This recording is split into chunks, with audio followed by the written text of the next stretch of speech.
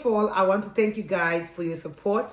In my last video, when I was talking about immigrants buying houses in the UK, I thought as a follow-on, it would be nice to bring another immigrant who also lives in the UK to share her story. And she's also an entrepreneur, guys. She is a CBT psychotherapist, but we're going to talk about that in our next video, because we all seem to just, when you hear immigrants, all you hear is, oh, they're nurses, they're in care, or something that everybody else is doing. But to bring somebody who's got a different kind of business and share on how she's on her journey and how she's got there would be nice. But today we're talking about her journey when she bought her house, her first house, and where she's at right now.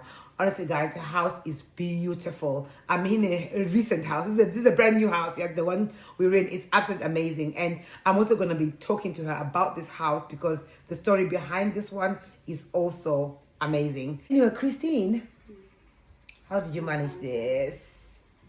So, just to give you a backstory, my husband came in 2002, and I joined him in 2003. Yeah. So in 2004, this is just less than a year actually, I came here and my husband started to say, let's buy a house. And I looked at him and I'm thinking, buy a house where? When? Where's the money? We used to look at the house prices and where we were, and I'm thinking this man is a dreamer, right? I was working in Tesco's, so, packing the shelves, night shift. Wow. And we had left our kids back in Zimbabwe with my mother-in-law. So my husband was working for BMW. At that time we were renting, and the house we were renting, were not happy. I can imagine. We were not happy. We were sharing. In those years, the condition we were sharing. And when you're sharing with people, some people, they can spit in the bathroom. Oh, God. They can do all sorts. But, for us, you have to start from somewhere. Yes. So, my husband was like, no, when our kids come here, I don't want to live such a life. They need to come in our own house. Yes. And I looked at him and laughed. I'm thinking, in our own house, when we don't have a deposit, we don't have money, we're working from paycheck to paycheck, sending money back home where our kids were. So, but he persisted that we're going to buy a home. I'll do proper research. I was looking at mortgage advisors and things like that. And first I was ignoring him because I was thinking it's not possible, because looking at where we are, I just came. I'm working in Tesco's, right? I was working in Tesco's at night shift, and that job was painful. Okay, and imagine. I'm thinking, okay, it's not even making me money. He was getting a little bit of money, but it wasn't enough to look into buying a property. But he kept on. That's the thing that when we talk about manifesting and speaking things into be. So I thought, look, let me just support him. So, Christine, let me just cut you off there. At that time, that was 2004, wasn't it? There were not that many immigrants that were actually buying. Well, I don't know about your circle, but the circle that I was in, there were not that many immigrants that were actually buying a house. Where did your husband get this idea from? Where did he? I know he wasn't happy with where he was living, but to think, because sometimes it's easier when you see other people that are in your situation doing something. But when and most of us immigrants, we tend to limit ourselves really and think, oh no, that's only for this kind of people. Yeah. I'm only an immigrant. I can't even think about buying a house. So how did your husband think, I want to buy a house in this land, and even think that's even possible? Were there other immigrants that you knew who owned houses? No, that really puzzled me. Because my husband is a reader. He reads a lot. He finds information. He spends so much time. Sometimes I'm thinking, when you speak about things, I'm like, where did you hear this from? Because we didn't have a cycle. Our cycle was like, okay, people were in care. People were just doing this job. So there was no one who could motivate us. But, and I'm yet to understand where was his mind at. Because at that time, no one, and if you tell even the cycle, they're thinking, why do you want to pay something that you end up with such a big credit? Because people didn't want. I don't want any debts. I don't want debts. Yes, it was such a big debt that you would. Even for me, I was thinking, oh my goodness, in Zimbabwe we buy Houses cash. Yes. Right. So to have a mortgage, and I didn't understand. I didn't have knowledge about it. So he persisted and tried to encourage me to do the research and research. And by that time, we were living in a town called Abington.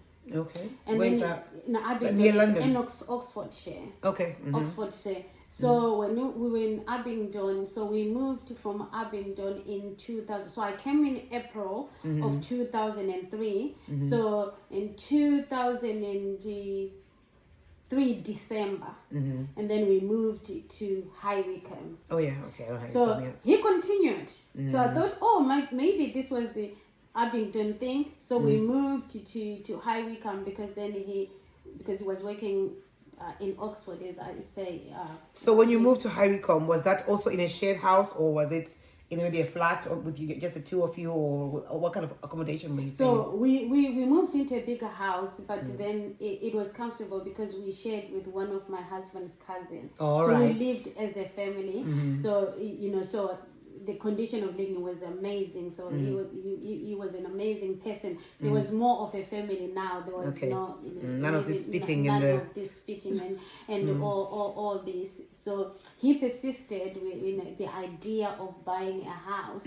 So this is December 2004. Now 2005. We're starting January, February, March, and they said, I've got and then there was a guy who came home who was these people, you have to be careful also when you're buying the house. So he was like, he's a mortgage broker, and he came and he saw the story, and my husband was like, I don't trust him. Yeah, it was 6 cents. Yeah, I don't trust him, or this is just jumping on the wagon because we want to buy a house, but I don't. I said, how do you know all these things? He's so clever, how do you know? man. He's a clever. He's a dreamer. You see, your husband is quiet, but he's a deep thinker. Yes, He's a deep thinker. He will come up with ideas that will puzzle me. Like, where are you getting this, right? So 2005 March, and then we were called by the bank. And by the time we were called by the bank, the processes were already done. So I'm thinking maybe the bank is going to say, okay, how much do you have? So he said, we have a meeting. Wow. Already everything. Yes, we had a meeting at Lloyd's by then. It was in Aylesbury. Like, we have a meeting. Yes, we have a meeting. The process, we got a house. So we got a mortgage. So we're going to 100% mortgage. We're going to look for houses. So where we live. Those were the days, isn't it? Those were the days. 100%. Like, if you've watched my video, the last video I mentioned about, I had my house a year after yours. And I had mine 110% mortgage. Those were the days. That was just before the recession. And the banks were lending money left, right, and center, weren't they? Yeah. And we took advantage of it. It was nice. Yeah. So it was so we got into Lloyd's Bank by then. And he's telling me, so they're telling me they're calculating, the money that you pay, the solicitors and all that. And I'm looking at him, I'm thinking, this man, where do you get, I think we needed almost £5,000, I think, to clear everything, if I'm remembering correctly. And I'm sitting there looking, I'm thinking, okay. Well, did you have £5,000 in your savings? No, we didn't. So listen now. Now the process is done. The money is needed. And we're sitting and thinking. So he said, now let's save. Already the property, the thing is in the process. Oh my so God. what you do double shift to raise money now to pay the solicitors and to clear the property. Where there's a will, there's always a way. I'm telling you, he manifested it, and I was. And the other thing, I'm very spiritual. So we went to a conference. I went to Forward in Faith Church. So we went to the conference, and one of the preacher, Baba Gut, was saying, "My children, I want you to buy houses." I was like, oh. So God, you were confirming, what my house is like. I want to buy, don't take credit cards. Just, I'm encouraging you to buy houses. Wow. Right? And he gave an example that he bought a house himself in Zimbabwe. Is it in Chipinge or somewhere, if I'm not mistaken? And he was paying until he finished the property. So he was just teaching. I'm thinking, oh my goodness, my husband is in the right frame of mind. Confirmation. And then, this is March now, by April, the whole process was done.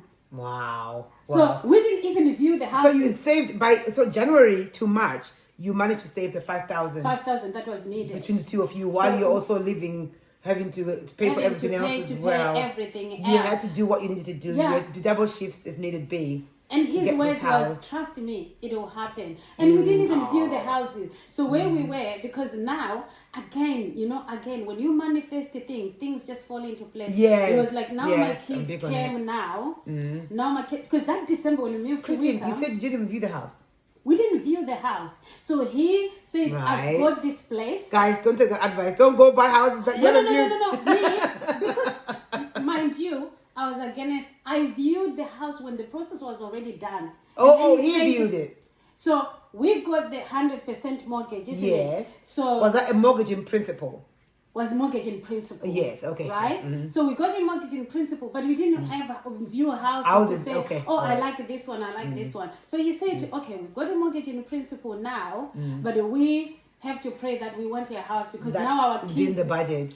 All right. Our kids had joined us. Let me cut you off a bit. The reason why I said guys don't do it is because I bought a house recently without viewing it at the auction. I'm gonna do that video anyway and tell the story. So that's why I say don't do that, only because of my own experience. But yeah, carry on. Sorry. No, the reason why I'm saying I didn't view the house. So what he says now, our children had joined us. So our children had joined us and they had started school.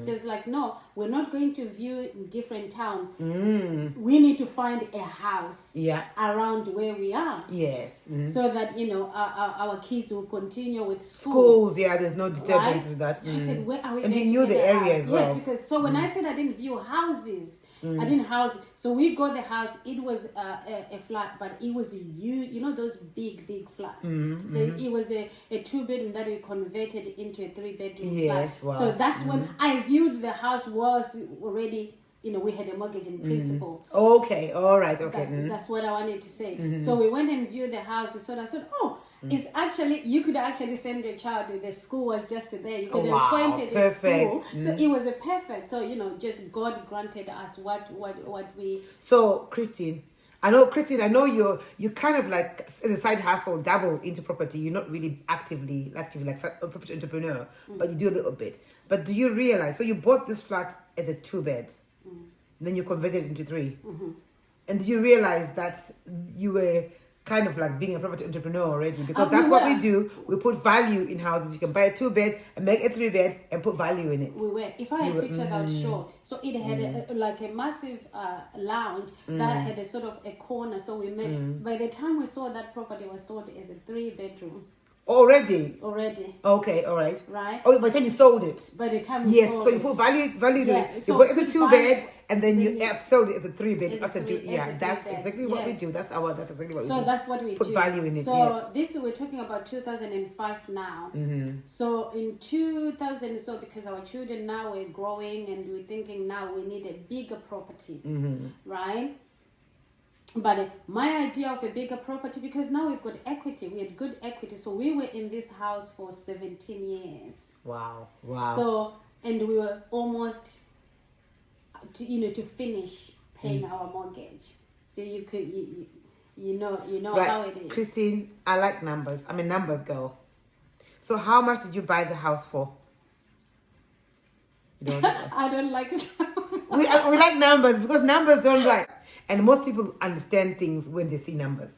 You say, I increased value, People don't understand. They might think maybe it was 5,000 value or 10,000 value. So when you bought it in 2005, how much was it?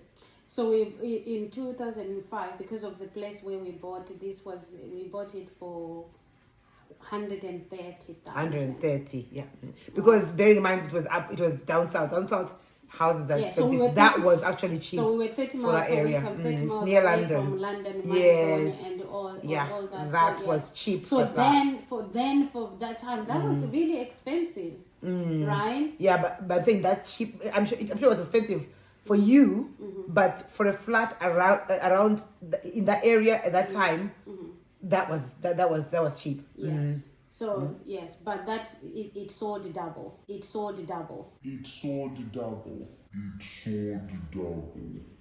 Wow. Okay, in 17 years. in 17 years, it's You so doubled it. You doubled it. Yes. See that those numbers, they just do something to me. Yes. They do something. That's why I do property. Yeah. That's why I do it because yeah. Okay. So, Wow. So we doubled it, and and also we just because it worked in favor for us because at that time now there's a move that is happening. If you realize that, you know, London is more CBD, it's more business. So a lot of people now, if you're around London, people are buying properties, even companies are buying. So we took advantage of that just to say, oh, let's just maximize now that equity and go and buy somewhere cheaper. Yes. Right? Uh-huh. And now here's the story. For me, you know, you love numbers. Yes. For me, I was like, oh, we have a bit of money. So I just wanted a house with, you know, those spiral stairs. When you come, grand, yes. It's like, wow. And dream house. My husband again was like, do you want to die paying mortgage? Yes. Right? So, you know, we are closer. If we wanted to buy a house cash, we could have bought a house cash. Yes. Right? Because by the time, I think people might need to understand this as well. By that time, because you were living in it, it was a residential mortgage. Yeah. So by that time, so every time, even though you bought it for 130, you managed to pay it back.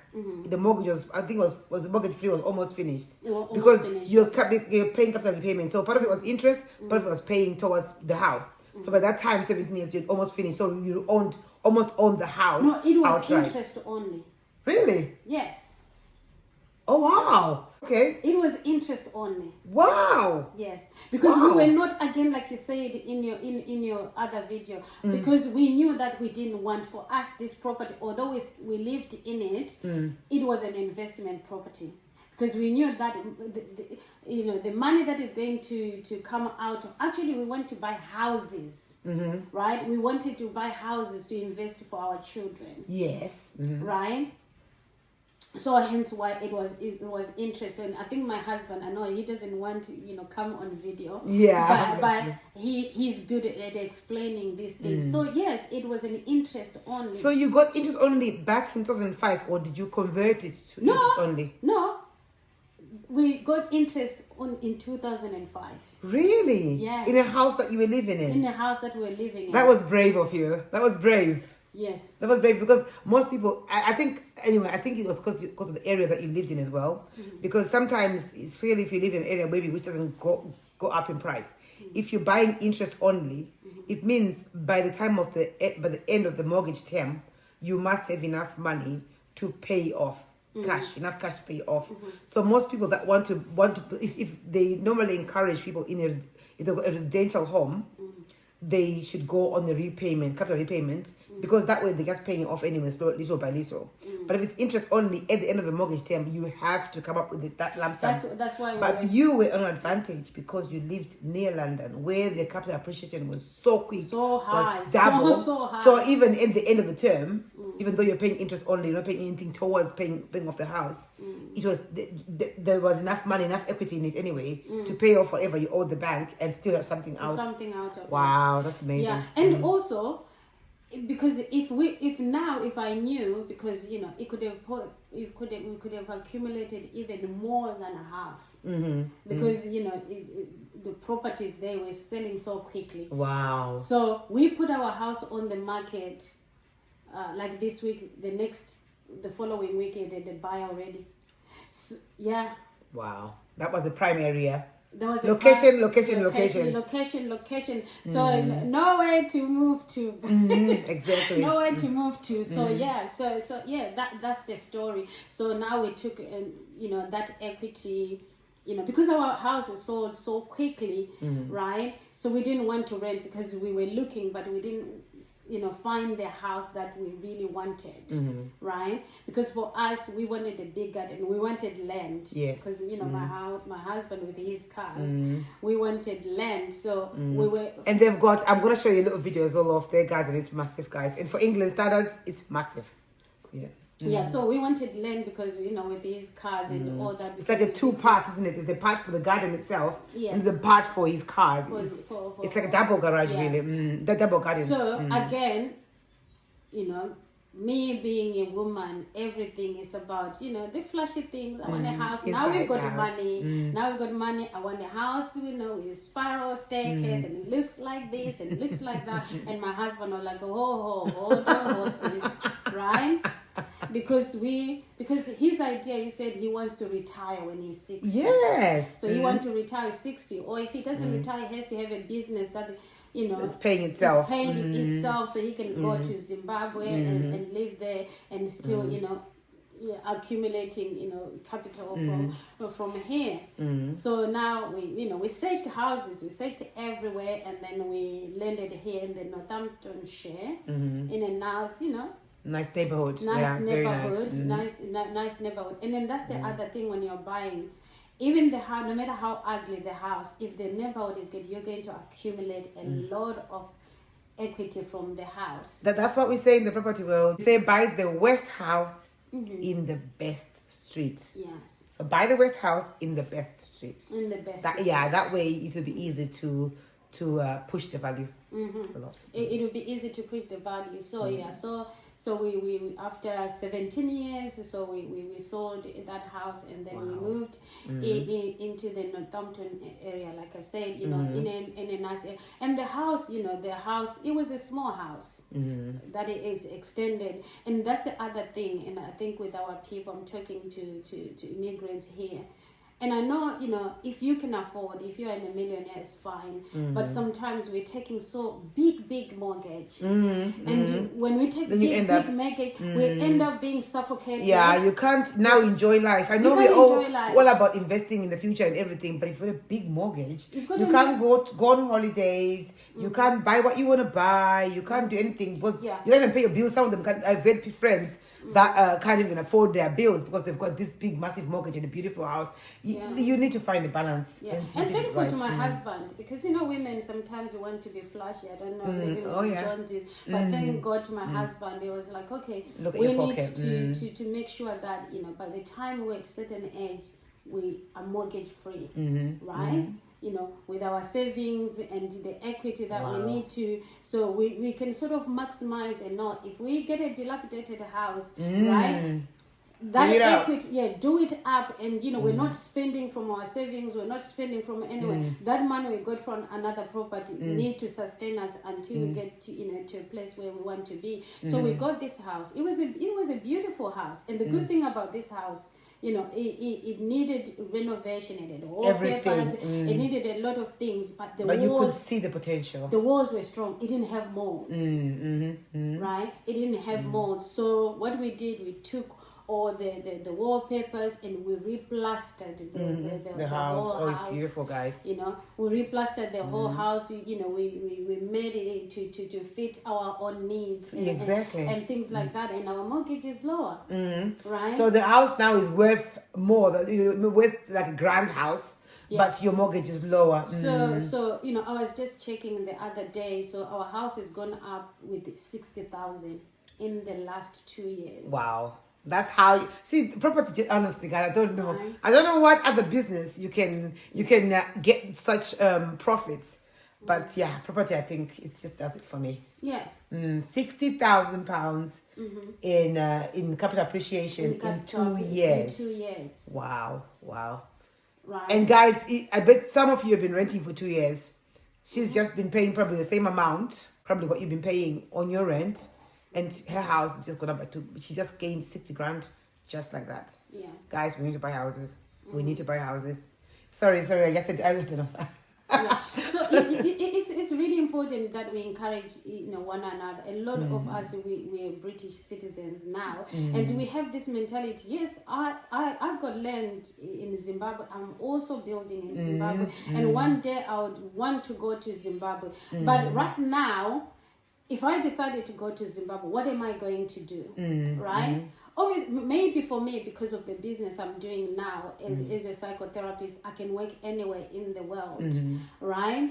But then I have to think about my family as well, right? What is my husband going to do? What are we going to do there? So we need to accumulate. Right now, if I sell this house for $500,000, right? I'm going to buy a house even in Borodale. Yes.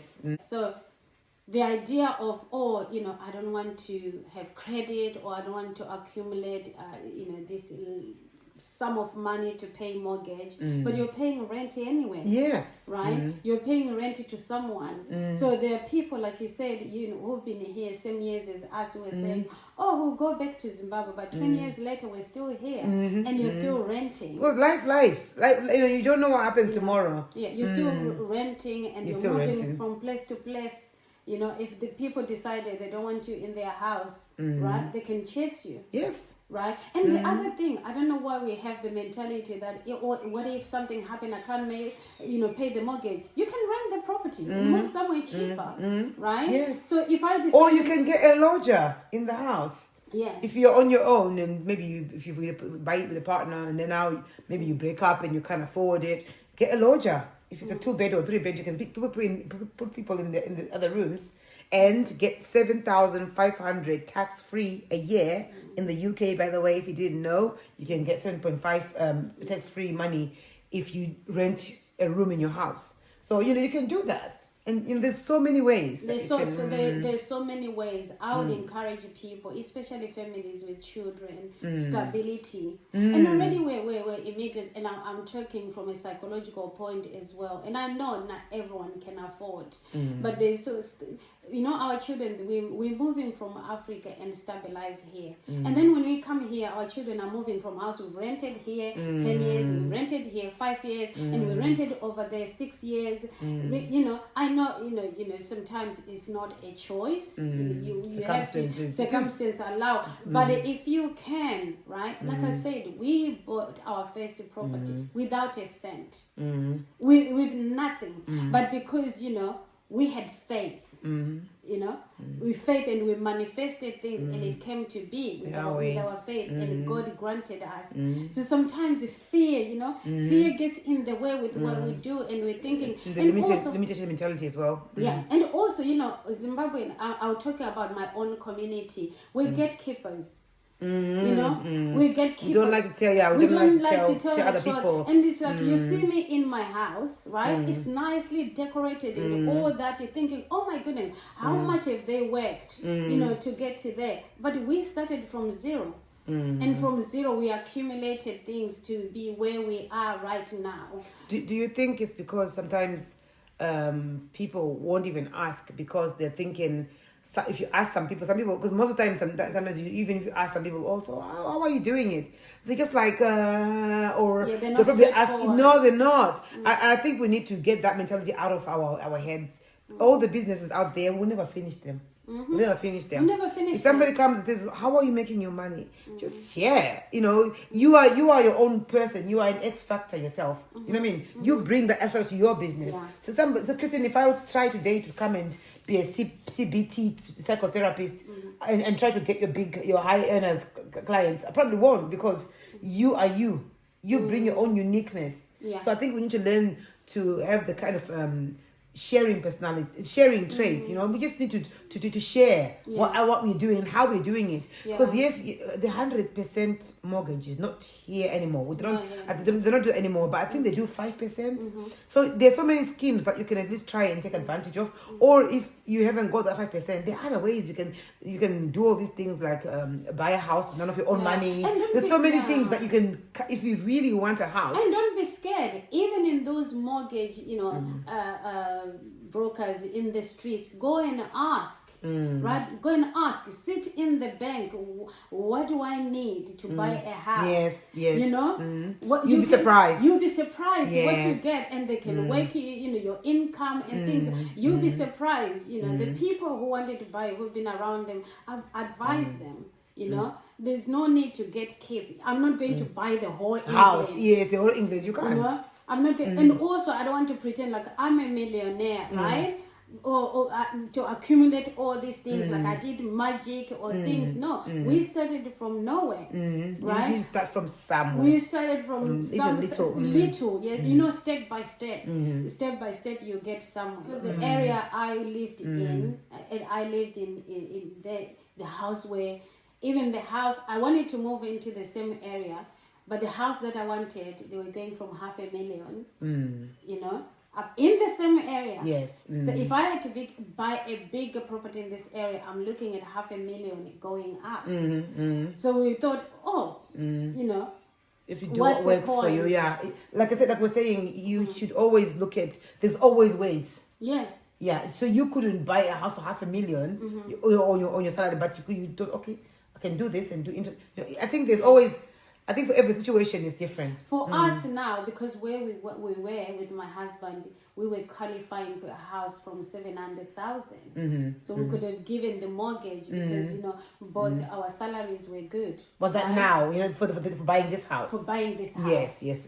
For buying this house because we had equity. And also we had good jobs, both of us. Yes, So, but just because they've offered you 700,000 doesn't mean that you should go for it. Yes, and they can offer you nearly even 2 They million. can offer you $1 million. They can offer you 2 million. Yeah, but then at the end of the day, you need to look at your pocket. Like we're talking about those people that end up not being able to afford any other lifestyle, not even to afford to buy clothes. And to I go say to on myself, holidays. I will never pay a mortgage more than even £2,000. So to say the numbers. That's a lot of people are paying $2,000 a month I'm mortgage. not paying, you know, unless if I'm now paying on top, like for us, if we get money, we top it up. So you can get to 2,000 because we want to finish our mortgage, but not because it's signed on the paper that you have to pay 2,000. So we, according to what we're getting, we can now increase our payment. That's because you were in a fortunate situation of obviously having a big chunk from London, the London house, from the High Wycombe house. So because some people, unfortunately, they haven't got that choice. Yeah. Their mortgage will be 2,000, and that will probably be the minimum they can even have. I think again it depends on the area that you live. Yeah, but even besides the area, you know, because with the houses, if you buy a smaller house, we started small, right? And now we bought a bigger property, but it was also smaller that we made it bigger. Right? We made it bigger. The other thing that you can do is buying a small property in a good area, like say, whatever it accumulates, take it that out and go to somewhere else. Buy somewhere else, right? And reduce your mortgage. So we're punishing ourselves. You can't travel. Like God, if I want to travel, I can travel spontaneously, right? I don't have to worry about, oh my God, how am I going to pay my mortgage? It's huge. I've got this huge, you know, mortgage. I can take it, you know, my children can go to good schools because now I don't have this chunk of mortgage. So we really need to think through. And I think we need, you know, channels like yours. Okay. Channels like yours are really needed in our community. Honestly, if you agree, just press the like button, guys. By the way, you know, channels are needed, especially in our community, because you know we need to be honest with each other. We need to be honest with each other, and there's money in property. Yes, money in property. Right now, if I decided with my husband that we want to go to Zimbabwe, we can go and live comfortable wherever we want to live from the income from the property, right? Even if today we decided, you know what, we are tired of UK, we're going to Zimbabwe, someone can come here and pay us more than our mortgage. Yes. Right? You can live on that while you are. So if we get someone to rent our property, they can easily pay £2,000 yes. in rental in this property, right? So we need to understand the whole principle of how we're doing it and the sharing, like me and you were doing. Where do we start? How did we come? Don't just look at me. And sometimes, you know, we become so jealous. Right? We become so jealous because the reason is, if you want to know, come and ask me. How did you get here? Right? What do you do? What do you do? Right? Because you often will get people like, oh, it's because people like to feel so. I think people feel like victims. They like to be victims. Oh, it's because she's like this. Oh, it's I can't often hear. Oh, it's because she's got a white man. She's getting all that money from the white. You know, there's always something that somebody will say. It's because of this. So because she's that and I haven't got that, so I can't do it. Instead of just asking me and think, okay, fine. So how are you doing it? Yeah, like we said. Is there another way I can? I've got this is my situation. If I want to do it, what can I do? Like we said, I was working in Tesco's, and I have no shame with that. I was working in Tesco's, and that's your story, and that's a very big part because every day you went to that night shift in Tesco, it pushed you to think I want better than this. Yeah. And also, I was thinking, okay, we're talking about saving, right? how am I going to save 60,000 in 2 years from a salary? Please tell me. Tell me, how am I going to save 60,000? Some people don't even earn 60,000 pounds in 2 years. So how are they going to save it? Right? So it's really important to start small, start somewhere. Start. If it means, Just even start. the other thing, if it means, like, Sandra was saying, you don't want to live in that house, go up north. And now there's a move in the UK that a lot of people, and I discovered that this area, a lot of people who come from London. They've come from London, right? They've come to London, and then most of them, they've bought their houses cash now. Yes, because the equity from down south, down south to here. So buy somewhere, whether it's in Sheffield, whether in Manchester, a dilapidated house, do it up. Put someone to rent. Put your stamp onto it. Put a stamp onto it. Put someone to rent that property. At some point, the equity from that property, you can buy in the area you want. Even if you move there, if your job allows to move there, go in there. Start small. We have a saying in our church: start small. Step by step, and then you go global. Yes, right. And you do. And then you go global. So it's really important that you start. Even with careers. I'm going to talk about how I got here. Even with what I'm doing now, it's all start. You manifest, right? Manifest things, and they'll come to be with prayer and faith, and God will grant your needs. Amen. God will grant your needs. So, Amen. Sandra, we need people like you. Thank you. We need people like you in our community who come and sit down like you're doing as sisters. I know me and you. Sometimes it's come a long way. We're always in our silly. But we're both also serious people. When it comes to being serious, we're serious business, right? We play hard, and then we work hard. We travel, travel together. But then we also advise each other. So when it comes to serious, there's no we build each other. We build each other. So and I thank God for you and what you're doing, especially to our community, right? Especially in our community. Yes, we need to, even if we go into biblical terms, it said, we shall take territory as children of God. Amen. Right? We should, wherever we go, we shall take territory. Wherever we put. So if I put my feet in UK, what should I think? I think, I'll live better when I go to Zimbabwe. When? What if I die tomorrow?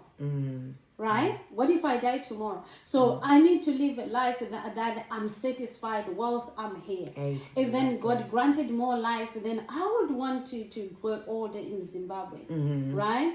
I would want to do that. But for now, I'm here. I'm here, and I need to take my wealthy, And through traveling, I find there are people, even the celebrity in America, they're buying land in Africa. They're buying houses. Yes. Right? They're buying the retreat houses. When they want more sunshine, they go to Africa. They go. And when I was in Zanzibar, Bill Gates has got the whole island in Africa. And I'm thinking, and Africans, we come here, we don't want to buy the whole island in UK. Why I think not? it's because we like to limit ourselves. We think, this is not for us. We are Africans. It's only for the natives, or it's only for the white people. I don't know why we do that, because we are more than able. We are more than able. And I think when we put our mind to it, I think it's also what helps is that we've got a lot of struggles behind us. Yeah. So those struggles, they push us to do better. So my dream is just for us to be, as one. Yeah. As one and get value. I always pray that every time somebody watches my video, any one video, because God, please help me. Any video, if anybody watches even a little skit, let me put a kind of value to them. Let me encourage them. Let them be better than they were before they watched it. So I think if we all did that, if we're like, whoever I see today, whoever I talk to, I want to leave them better than they were. But instead of this pulling down mentality, we need to stop that. This thing, because I can't remember, I think there was another video I was watching as well, and the comments on there, they were crazy. Like, people have got a lot of energy typing negativity. Do you know what I mean? And then you go to a video where people are bringing value, positive value, there won't be any comments there. But when there's negativity, when there's gossip and everything, that's what they wanted. Someone is divorcing. Yes. Oh God. But you know what? From therapy, as a therapy, from the therapeutic side as well. the reason why people don't comment the positive because they're not in that place. Yeah, I know. It's a reflection of themselves, isn't Right? it? They're not in that place. So, they are communicating from the energy, from the place where they are. So we can't blame them. But the right people, will capture this information and run with it. And really understanding, okay, what can I do? Right? What can I do to so if you're struggling, and move. There's nothing wrong. Move if your job allows you. Even if your job doesn't allow you, go and buy property where it's cheaper. Yes. Right? Go and buy properties cheaper. Rent the property. You're saving. That's your saving. Because the house prices do go up. Right. And as somebody who is in the property entrepreneur world, even from last year, looking at the houses I was looking at, the prices I was looking at last year, they've gone up now. Like a lot. Even some of them, even like of course I'm from up north, so the prices don't go up like crazy like London, but they still go up. They still go up. Like things, houses that you were looking at that were going for 150 last year, they're going for 180 now. Do you know what I mean? It's like that. Not like that. It's just like that. I am understanding the property business in a bigger scale. Because if you look at London, right? If you look at London right now, no one wants to live in London because it's expensive. Right? I have a lot of people who say, you Londoners, you're making, our town expensive. Yes, now. because when you guys come up north, you because there's so you are not afraid of paying more money than what us locals can. Yeah. So for example, this house, this is the most expensive house on the streets. So now everyone who is going to buy, so there was a house being sold next door. I wanted to buy it, guys. I'm so bruised. Let's not talk about that, please. It's a nice. I wanted to buy it as well. So much land. So much land. So much bigger, potential. Yeah, bigger than mine. The land is bigger than mine. We wanted also to buy that property, but we were not in a space to that because time, that time because we got more things. We're investing into another property, but it broke my heart. It broke my heart because for me, if the means are there, I'll put my money into property because if this house burned down, I've got insurance, guys. I've got an insurance, right? You be given money. People will say, "Oh yeah, but what if we're not working? We lose our jobs. What if something happened?" We always, I don't know why, because we always worry about the future, not about the now, right? Okay, we've got insurance, we've got life insurance, we've got all those things. When you buy a house, you must, it's a must. But let's not look at the negative. Let's look at acquiring wealth for our children, right? And if you lose your job, especially if you say you lose your job today in this house here, you've got time to quickly find this country, right, is facing a housing crisis. Houses come at a premium. You will be looking for somebody to let tomorrow, to come and let it, and you continue paying your mortgage. So it's not even I think we need to stop looking for excuses for everything. That's what we need to stop doing and start looking for solutions. No, but poverty mentality. Yes. Poverty mentality, because we measure ourselves to say, buying a house in UK, even places we buy. You will find that especially our people, we're so accumulated in one area, we don't certain spaces because I can't Comfort go zone. there. Me, I don't want to be seen in that area. We're so stuck in familiarity. Okay, I want somewhere where it's familiar, right? But other people, look at the Asian, even the Jewish people. Wherever they go, these people, they are wealthy because their mentality, they don't have this small mentality of thinking, I don't belong here. Some people belong. If I do, what if?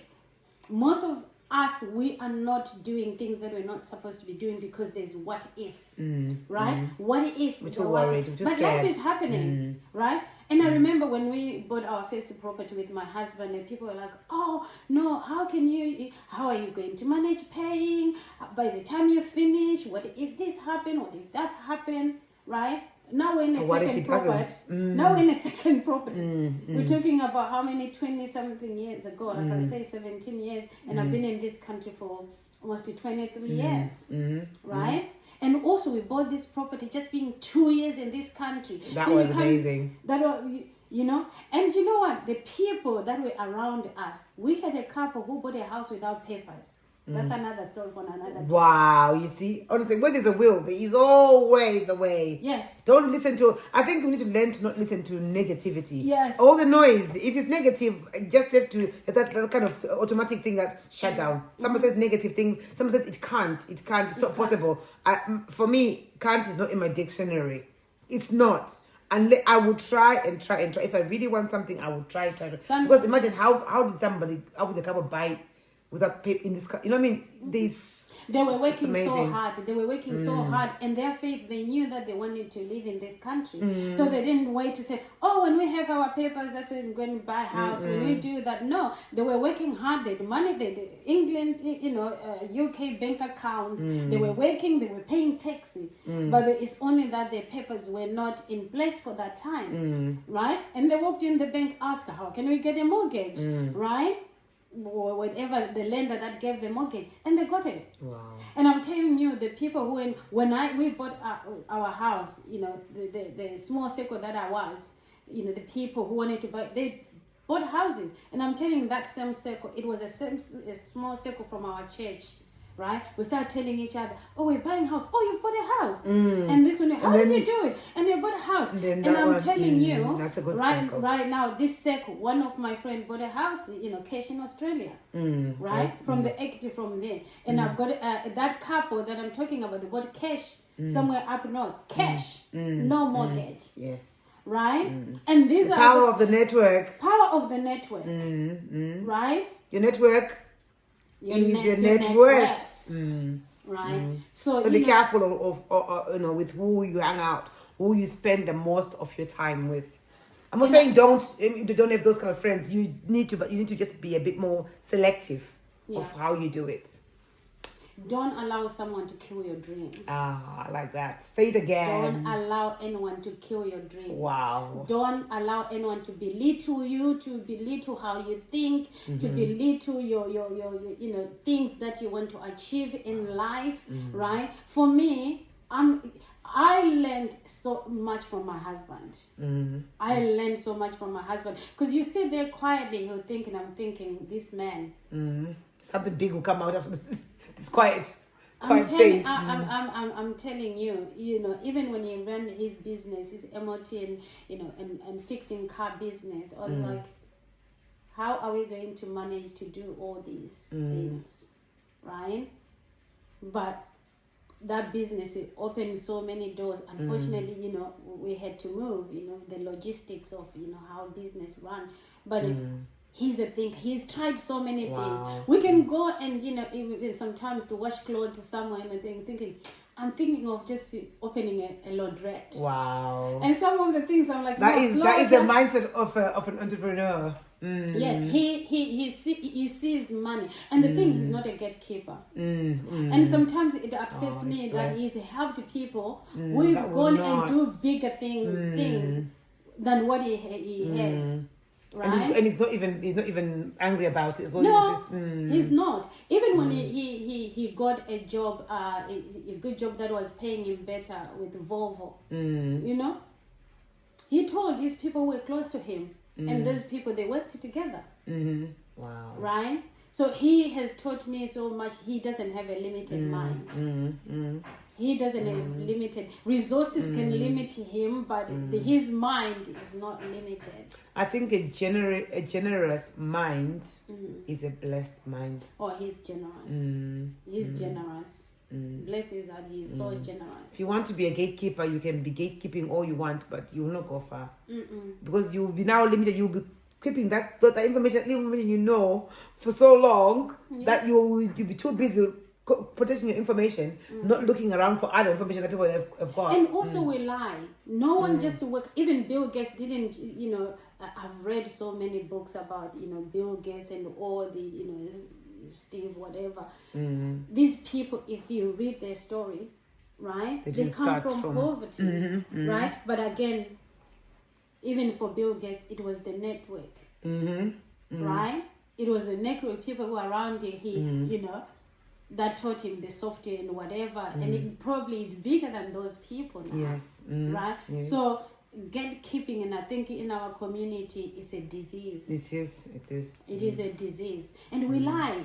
We lie. You know, you see me in this house and I tell you, yeah, we're working hard, doing what? And the thing is, again, sometimes you ask somebody, they'll say, oh yeah, I'll tell you, or call me, and then you call them, they don't answer, or I'll tell you later, or whatever, and they never say. Then you think, there's enough business out there for everybody. For everybody. For everybody. Yeah. And at least, you know, if your fellow so-and-so has made it, it means that even you know, they say, you know, like, if your friends all are earning £500 a month, now if you want to borrow money from them, they won't give you more than 1,000 because they're only earning £500 a month. If your friends are all earning £10,000 a month, if you're going to borrow £500, it's just a matter of a phone call. Do you know what I mean? It means that we are all going up in the social circle. So why don't you go up on the social circle with your friends? And I'm telling you, even I've got my social circle in Zimbabwe. All my friends, they are millionaires. Probably I'm the one who's not at that ranking yet. Right? You're right. Is it the right word? Yes. But all, you know, I surround myself with thinkers, the right people. With the right people. You know, we discuss ideas, and you know, we support even one another. Yes. Like you and me, we support each other. I'm supporting you because this is for good cause, especially for our community. Yes. Because we're living such a low life because of fear. You know, and we're living like we don't belong here.